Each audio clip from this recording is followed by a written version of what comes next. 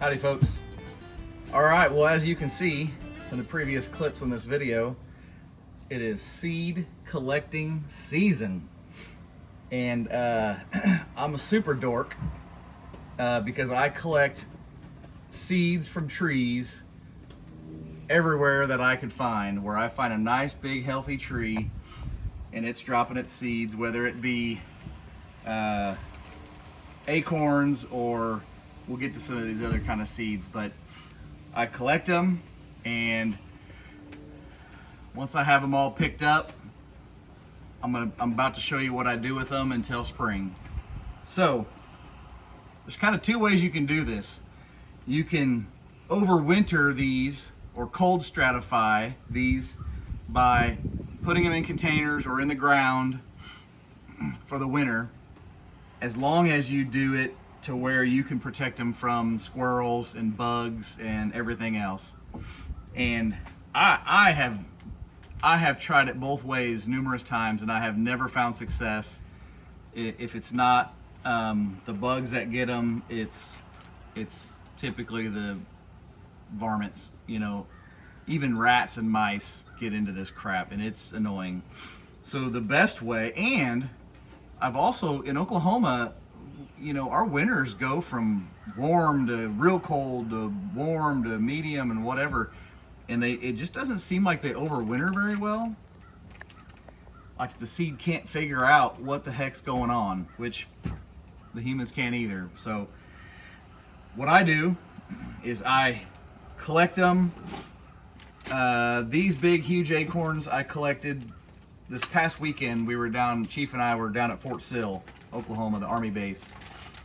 And so I was collecting seeds from all over there, and Medicine Park, which is a nearby kind of entertainment town, I guess you'd say, kind of an outdoorsy entertainment town, district or whatever. And then the Wichita Mountain Wildlife Refuge is right outside of Fort Sill.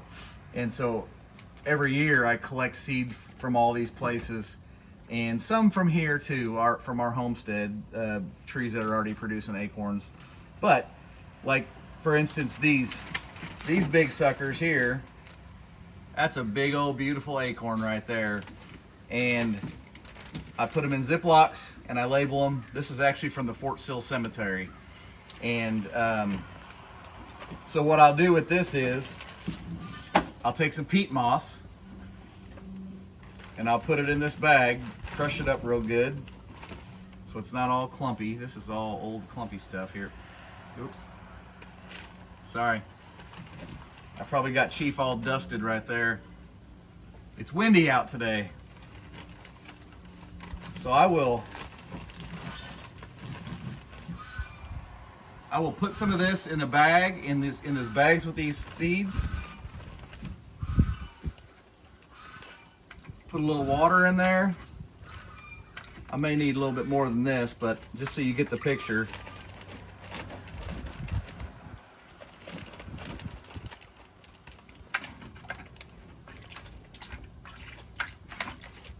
So basically, it's probably more ideal to soak this peat moss in a bucket, and then you can wring it out as you're grabbing it and putting it in the bag. I just am doing it the hard way, I guess. But so once you get that done, you've got your acorns kind of all mixed up in some wet, mildly wet peat moss. You don't want it too wet, or these will mold, they'll go bad. And I zip it about halfway shut and I put it in the refrigerator. Now I'll do that with all of these. I've got acorns from the parade field at Fort Sill. It's across from the Sherman House, which is the commanding general's house. I've got, oh man, this is from the Fort Sill polo field. This is acorns and pecans, and I'm gonna try to get some of those to grow.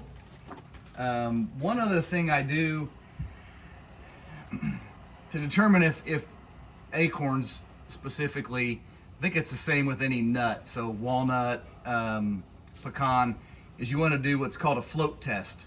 Put it in a bucket or a glass or a bowl of water put your seed in there, and the ones that sink to the bottom and stay at the bottom are they're more dense, obviously, which means there's a greater chance that that seed is still intact and unharmed from bugs or pests. And the pests you'll know because the seed's cracked, but some of these bug holes, they're tiny, they're like a pinhole, and then the worm goes in and eats the nut from the inside, and you don't really know it. If it is eaten on the inside, or partially even, it'll be less dense and they'll float to the top. I've had mixed. Some of them that are clearly destroyed from bugs. Some of them, for whatever reason, may float. What I end up doing is I had some of these acorns. This is from the parade field.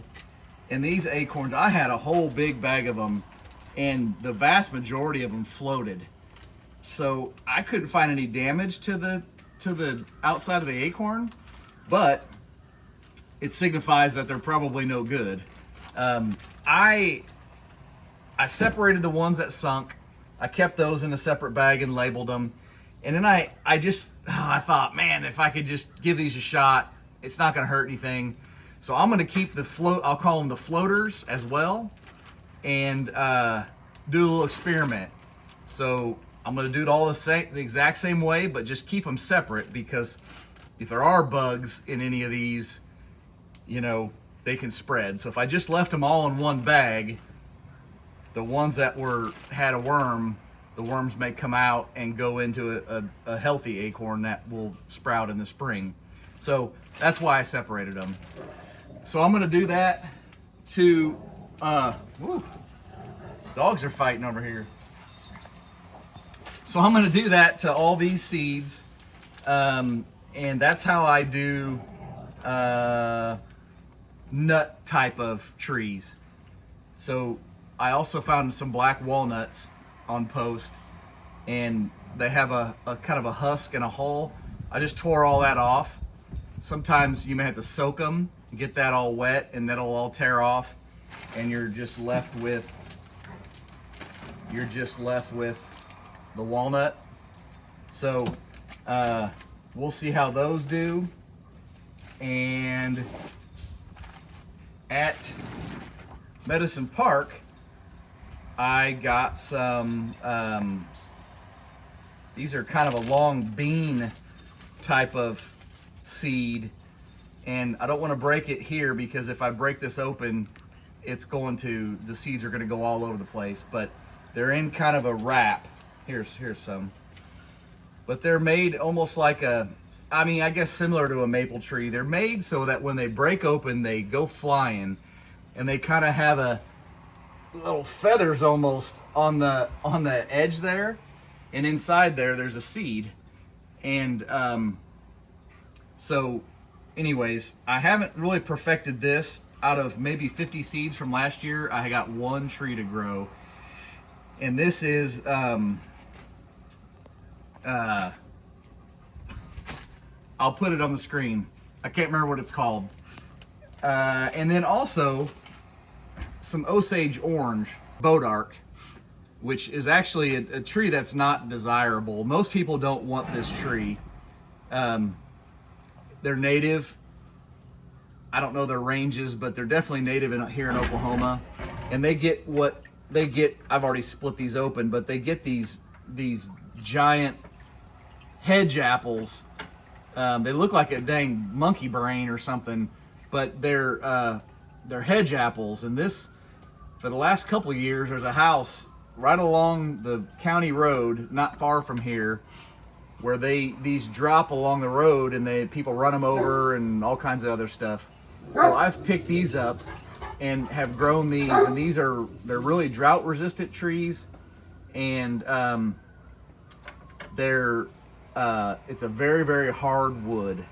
A lot of people, they're kind of known for fence posts, or people make like bows, like bow and arrows out of them, like traditional bow hunters.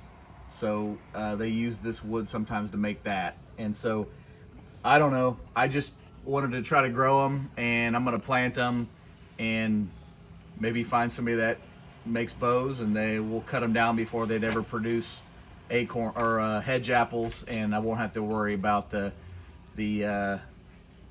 some people may call it invasive, right? These are full of seeds, and when they break open and go all over, birds eat them, and they go all over and they just replant themselves constantly, right? There's a seed right there.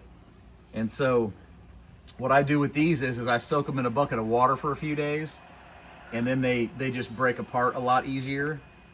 And you just break these things apart, and I mean, there's, who knows, hundreds and hundreds of seeds, and I'll just pick them apart and pick out maybe 50 seeds or however many I feel like messing with. And you just kind of gotta pull through here and find the seeds, and I lay them out to dry just a little bit, get all the goo off of them, and then I'll do the same thing with this in the bags. And I will let these set in the fridge until spring, usually around April.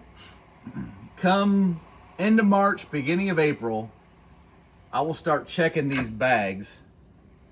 I'll start kind of getting in the bag and checking these acorns to see if any of them have sprouted. Well, first what happens is they'll crack. So you'll see a crack, and then shortly after that you'll see a little tail emerge, and that means it's starting to sprout. So that's what I do, and I'll check them once a week or so until I start to see just even some of them sprout. After that, I take them to the high tunnel where I've got those raised beds. If you haven't seen the IBC tote raised bed video, check that one out. But I put them in there, and they don't need a lot of space. I plant them about 2 inches apart, so you can fit 100 trees in one 4x4 bed, and I just let them grow. I cover them so the mice and rats don't get them, and I let them grow for one season. So right now what's out there is, I don't know, 100 or so saplings, I guess you'd call them, oaks and different kind of trees from similar places like this. They're either meaningful places or just a nice big healthy tree that I found somewhere that I want to replicate that tree. So I'll make another video in the spring when I do that, and kind of document how the whole process works, maybe as the seasons go by, and you can see the whole thing start to finish. But this is how I do this to winter cold stratify these seeds and grow my own trees. And this is something that I've just kind of started doing as a hobby. But you know, if I have no money in this at all, and if you were to start doing this, you could probably start a decent little nursery selling trees. So anyways, appreciate you watching. Get out there, find some healthy trees, get some acorns. Acorns are the easiest. Get some acorns and give it a try. Until then, be safe, and we'll see you in the next video.